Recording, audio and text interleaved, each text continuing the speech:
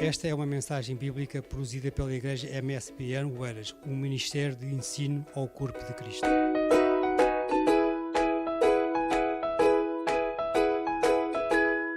Meus irmãos, a paz do Senhor.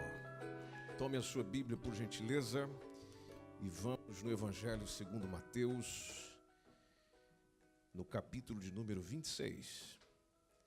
E vamos ler a partir do versículo 17. Evangelho de Jesus Cristo segundo Mateus, capítulo 26, e o versículo de número 17.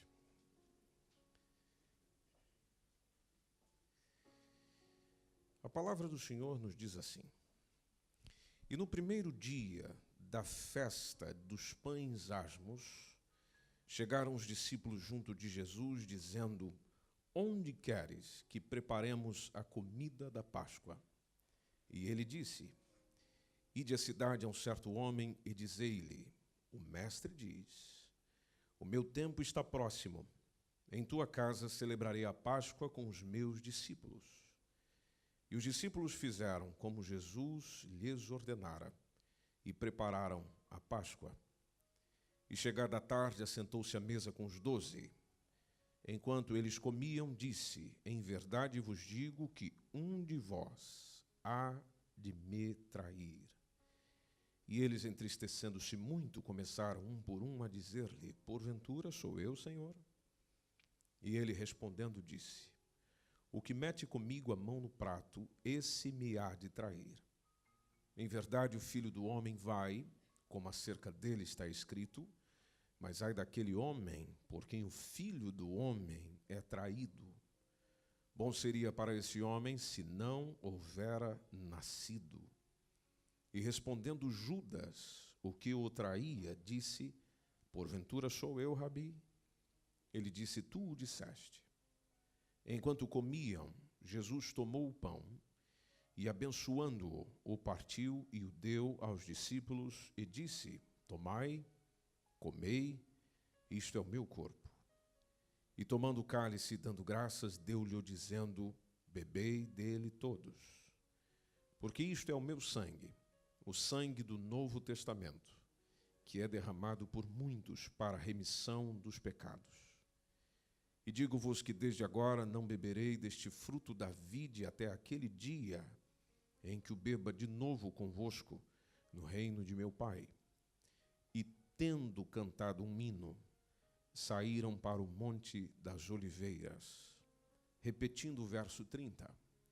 E tendo cantado um hino, saíram para o Monte das Oliveiras. Muito obrigado. Tome seu assento, por gentileza.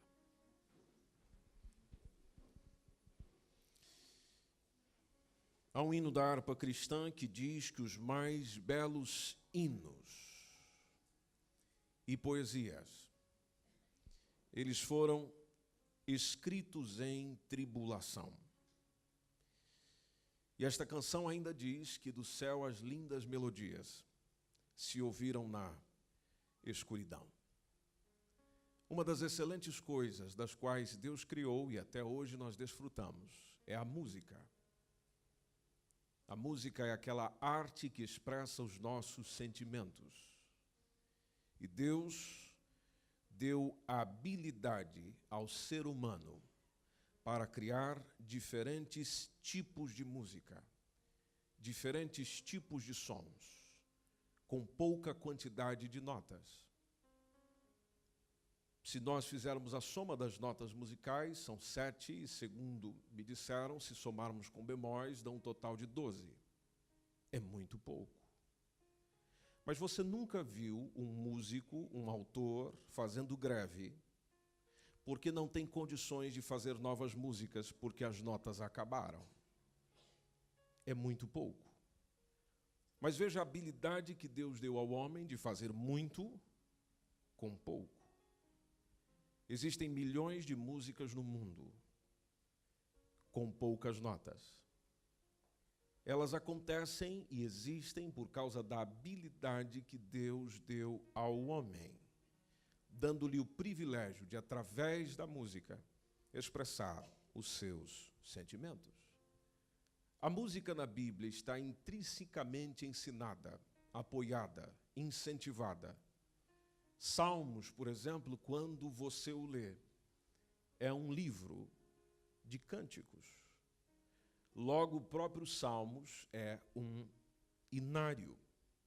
É o próprio Salmo que diz que nós não podemos ficar cantando sempre a mesma coisa.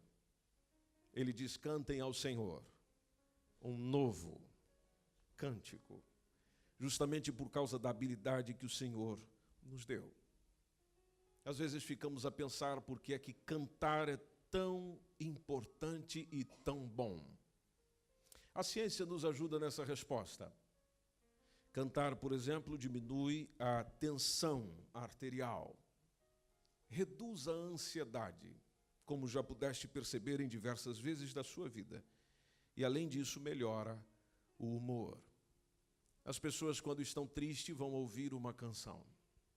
As pessoas, quando estão alegres, cantam a canção. Intrigante isso, porque o único momento relatado nos evangelhos de algum cântico por Jesus foi próximo da sua morte. Esse texto nos mostra em que circunstâncias Jesus cantou. A primeira coisa que nós percebemos no texto é que ele cantou antes de sua morte, sendo a sua morte, conforme profetizado, um evento especial da sua vida. Esse evento especial da sua vida tinha a ver com um evento especial para o povo de Israel. Era uma festa, ou o período de uma festa chamada Páscoa. E neste período da Páscoa, que o próprio nome que a Bíblia hebraica usa para denominá-lo tem a ver com passagem. Está intrinsecamente conectada a um ritual, a uma celebração da primeira festa do antigo calendário bíblico. Ela está relatada precisamente no livro de Êxodo. Neste dia foi solicitado de que a vítima do sacrifício, isso é, um cordeiro pascal, fosse passado no umbral da porta, e a casa a qual tivesse essa marca do sangue do cordeiro no umbral da porta não seria destruída com a perda de um dos seus familiares, nesse caso o filho primogênito. A Páscoa tinha um ritual, como toda atividade especial tem, sendo celebrada no seio de uma família, era dentro de uma casa, não tinha altares, não havia santuários, não tinha nenhum sacerdote oficializando nada, não tinha qualquer influência do culto oficial. Era um ritual onde o ato central era o sacrifício de um jovem animal, de um cordeirinho do rebanho, de ovelhas da família, de cabras da própria família. E este ritual incluía a pessoa retirar o sangue do animal, ungir a entrada da cabana, da casa, com o sangue do animal, e assava posteriormente a carne do animal. Com a carne assada, eles faziam um grande banquete para a família reunida. E o banquete que era oferecido a esta família incluía a presença de pães ázimos, ou pães asmos, como alguns preferem dizer, e também com ervas amargas que eram nascidas no deserto. Cada uma delas tem a sua simbologia, cada uma delas tem o seu significado. E a celebração da Páscoa exigia dos participantes desse ritual algumas posturas. Exemplo, eles deveriam ter ou estar em marcha, ou estar preparados em atitude de marcha e com pressa. Eles deveriam celebrar isso com vestimentas para a viagem. Depois eles tinham que ter as vestes amarradas à cintura. As sandálias dos pés deveriam estar atadas e deveriam ter o cajado de pastor na mão.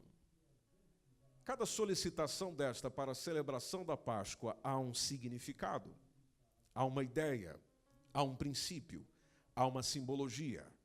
Era um evento especial.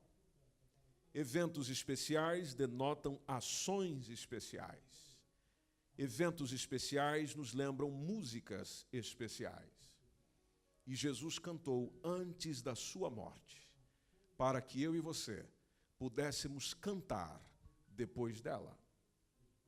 Por isso que o apóstolo Paulo, quando escreve à igreja em Éfeso, no capítulo 5 e versículo 19, ele incentiva a igreja a falar entre ela.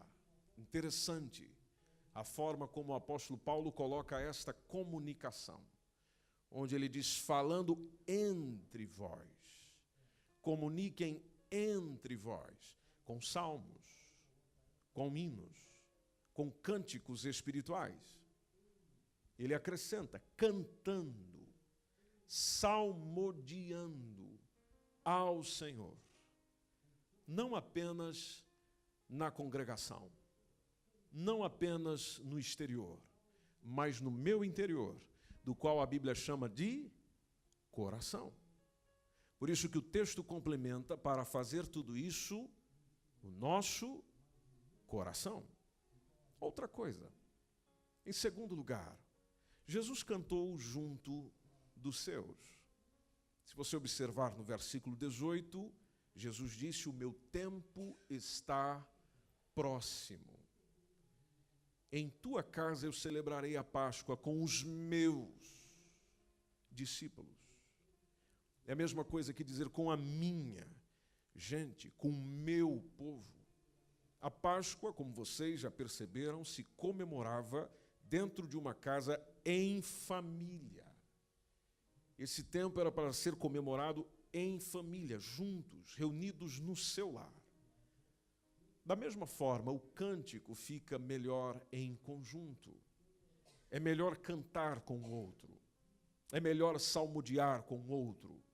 Por isso que o apóstolo Paulo disse para comunicar através de salmos, de hinos e de cânticos com o outro, porque com o outro eu me encontro. Com o outro eu me identifico. Com o outro eu melhoro. Com o outro eu me torno cada vez mais comprometido com ele ou com ela. Quando eu me encontro com o outro, eu desenvolvo aquilo que Deus quer que eu desenvolva, que se chama amor. Amar a Deus em primeiro lugar. Amar a Deus acima de todas as coisas. Sendo o segundo maior mandamento semelhante a este, que é amar ao próximo como a si mesmo, é com o outro. Você percebeu no nosso culto de hoje que cantar em conjunto é bem melhor do que cantar sozinho. Aliás, o culto é um lugar, ou um momento, ou um tempo para cântico. O cântico deve ter lugar no culto. Inclusive o próprio Salmo 100, precisamente o versículo de número 2, ele nos diz que nós devemos prestar o culto ao Senhor com alegria. Devemos entrar na sua presença com canto. Entrar na sua presença com canto. E só se deve cantar se souber a quem cantar. Todo cântico, toda música tem uma direção. Todo cântico tem um alvo. E aquele a quem se destina o cântico, a música, o alvo, precisa se sentir bem com o que se canta. É por isso que cantores têm sucesso. Cantores têm sucesso porque agradam aquela música, aquela frase, aquela expressão, aquele ritmo, agrada o seu ouvinte. É por isso que ele tem fãs. Quando nós nos reunimos num local como esse para oferecermos um culto ao Senhor, e neste culto existem cânticos, então, naturalmente, nós precisamos fazer o sucesso com aquele que nos ouve. E aquele que nos ouve não é o ministério de louvor. Aquele que nos ouve não é o irmão que está ao meu lado. Aquele que me ouve não é o pastor da minha igreja. Aquele que está a me ouvir é o Senhor a quem eu canto. E o meu cântico e a minha adoração precisa fazer sentido com Ele. Precisa fazer sucesso com Ele. Precisa agradar a Ele, não pela beleza do canto que se canta, mas pela essência do que se canta, palavra do que se canta, qualidade do que se canta, exercício do que se canta. Porque assim como dizer o que não se faz é hipocrisia e é detestável, cantar o que não se vive tem o mesmo significado. E a essência do canto a Deus está na obediência. A palavra do Senhor nos deixa claro que o Senhor prefere obediência em vez de oferta de sacrifícios. É melhor obedecer a Deus do que oferecer-lhe sacrifício, as melhores coisas ou as melhores ofertas. Por isso que Colossenses, capítulo de número 3, versículo 16. O apóstolo Paulo, quando escrevia este texto, disse à igreja em Colossos para que habitasse ricamente neles, algo que é muito importante, que é a sabedoria, ou a palavra de Cristo habite, melhor dizendo, em vós de maneira abundante.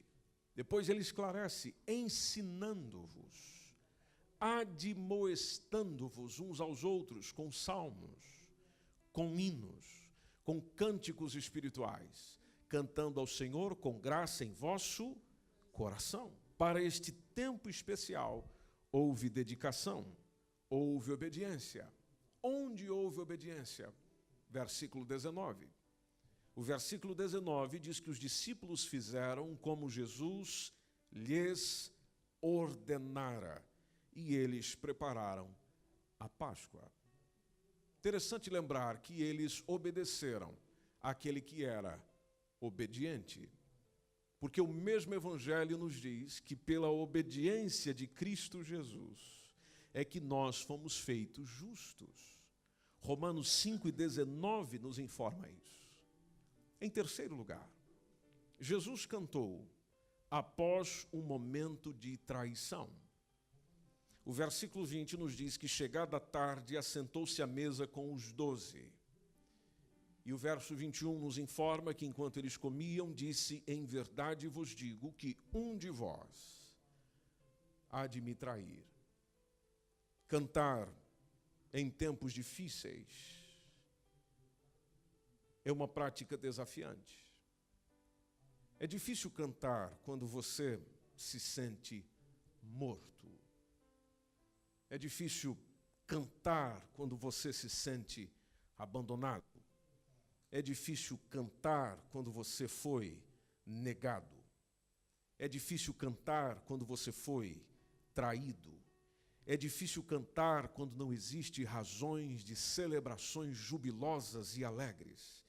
É difícil cantar quando só há vontade de gritar pela agonia da alma, pelo sofrimento da alma, pela aflição do espírito, do qual pelas suas emoções o agonizam e dificulta expressar cântico para alguém. E às vezes já nos sentimos mortos antes mesmo de cantar. E perguntamos então, para que cantar? Aí é onde eu preciso lembrar de que aquele que criou a música a disponibilizou para que com ela eu faça aquilo que a minha alma precisa, que é tranquilizar, que é suavizar, que é não se atemorizar. Na sua própria recordação, você deve ter, acredito eu, seja com um hino ou uma música secular, em algum tempo, quando você a ouviu, você tranquilizou, ou você foi motivado. A Bíblia diz que o tempo de cantar é quando houver razões de alegria, mas no tempo de tristeza ela incentiva a orar. Isso não quer dizer que por ela me incentivar a orar, eu não possa cantar. O Salmo 40, que é conhecidíssimo de todos nós, se você observar precisamente no versículo 3, o salmista expressou naquele momento de dificuldade que o Senhor pôs um novo cântico na minha boca. Interessante que isso ele expressa quando expressou, esperei com paciência no Senhor. Depois que ele diz isso, no verso 3 é que ele fala: o Senhor pôs um novo cântico na minha boca, um hino de louvor ao nosso Deus. E ele expressa que muitos o verão e temerão, e confiarão no Senhor. Isso faz parte do hino. Isso também fazia parte da convicção do salmista. Em quarto lugar, Jesus cantou após um momento no qual as pessoas se rebelaram.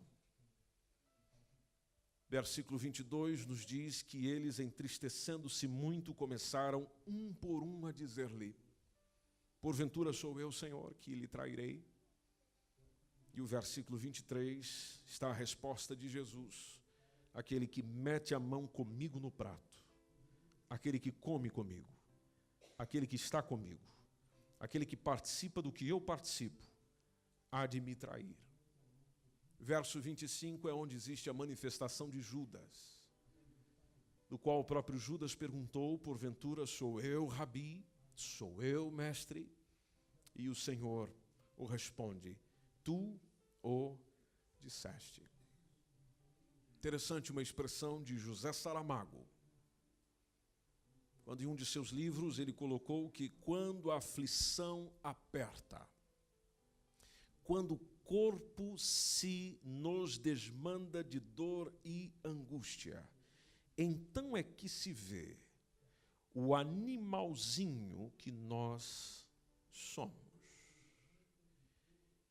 E nós nos tornamos animais quando descobrimos a realidade das pessoas, à medida que elas se revelam para nós. Jesus não se comportou como eu e você nos comportamos quando conhecemos a realidade das pessoas, a falsidade das pessoas, a traição das pessoas, os problemas das pessoas. O que as pessoas são não pode determinar o que eu sou. Foi exatamente isso que Jesus ensinou nessa circunstância. Ele queria que os seus discípulos fizessem isso quando alguém os decepcionasse. E o que ele fez? Qual foi a atitude dele? Qual foi a resposta dele? Reclamar? Sair chorar para o canto? Trazer uma pregação aos seus discípulos? Não. Ele simplesmente continuou em frente, cumprindo o seu chamado, perdoando sem ninguém lhe pedir perdão. E perdoando é que ele instituiu a ceia. Podes perceber que após as pessoas se rebelarem, é que ele começa no versículo 26, que enquanto eles já comiam, Jesus não cancelou o jantar por causa dessas revelações, por causa dessa conversa difícil. Não. Enquanto comiam, Jesus simplesmente tomou o pão, abençoou, partiu, deu aos discípulos: tomem, comam, este é o meu corpo. Depois toma o cálice, ele dá graças e deu a todos, dizendo: bebam todos vocês, porque esse é o meu sangue, é o sangue do Novo Testamento, que é derramado por muitos, inclusive aqueles que me trairão, inclusive aqueles que me deixarão, para a remissão dos pecados.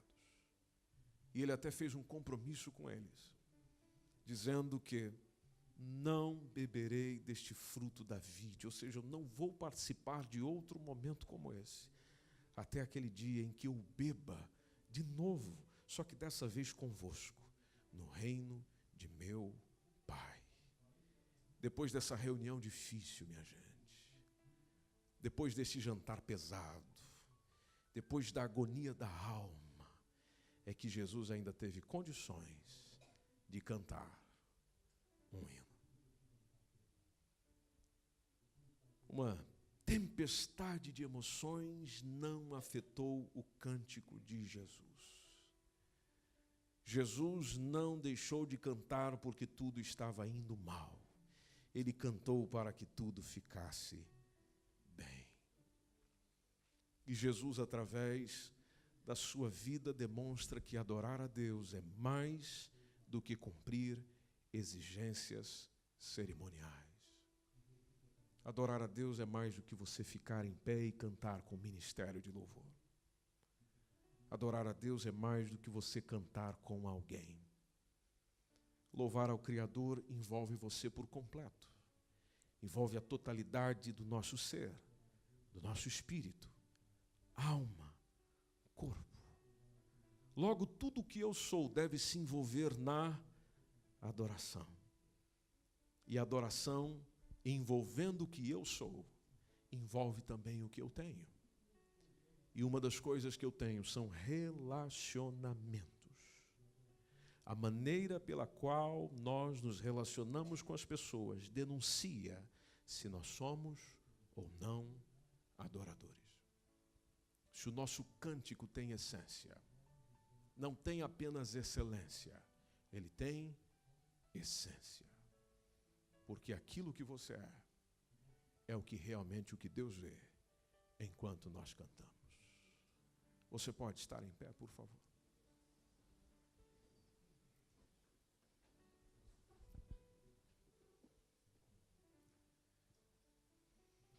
Hoje, nesse domingo de 12 de novembro, você consegue cantar um hino com tudo o que você está a viver? Hoje você consegue, com toda a expressão da tua alma, do teu coração, da tua vida, com a totalidade do seu ser, cantar um hino? Deixe-me acrescentar esta pergunta. Você consegue hoje apenas cantar ou consegue também adorar?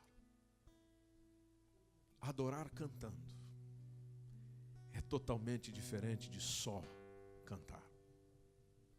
Só cantar, muita gente é capaz de fazê-lo. Eu não sou um excelente cantor. Tem pessoas que cantam bem melhor do que eu. Agora, o que vai valer se tanto eu ou o cantor se apresentar diante de Deus não é a excelência da música. É a sinceridade do coração enquanto se canta. E nós estamos numa reunião de ceia do Senhor. O tipo de vida que nós estamos vivendo é sempre pensado num tempo como esse, de ceia. E o tipo de vida que Deus deseja que nós desenvolvamos está ligado à vivência do louvor e da adoração na sua mais perfeita sinceridade. Onde alguém me traiu, eu canto. Alguém me desprezou, eu canto. Eu sinto dores, eu canto. Está tudo bem, eu canto. Não está tudo bem, eu canto. Porque eu não vim apenas para cantar. Eu quero utilizar o meu cântico para adorar ao meu Senhor. Porque antes de morrer por mim, Ele cantou. A sua alma agonizava, Ele cantou.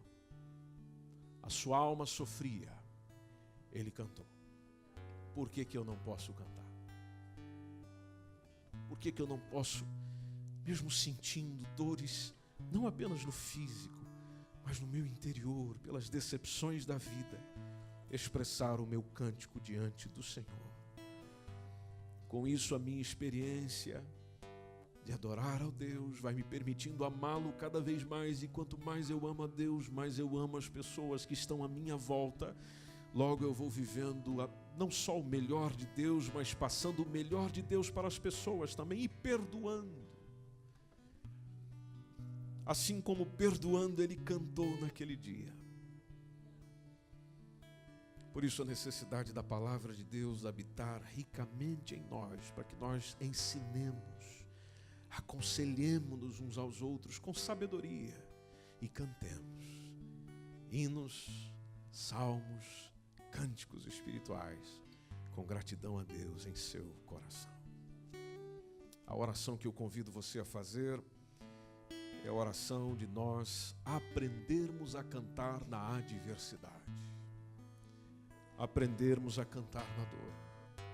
Jesus está neste lugar e você tem condições de aí mesmo falar com Ele, dizer: Senhor, ensina-me, ensina-me, ensina-me a cantar no tempo que eu estou vivendo, ensina-me a adorá-lo na dificuldade que eu estou a viver.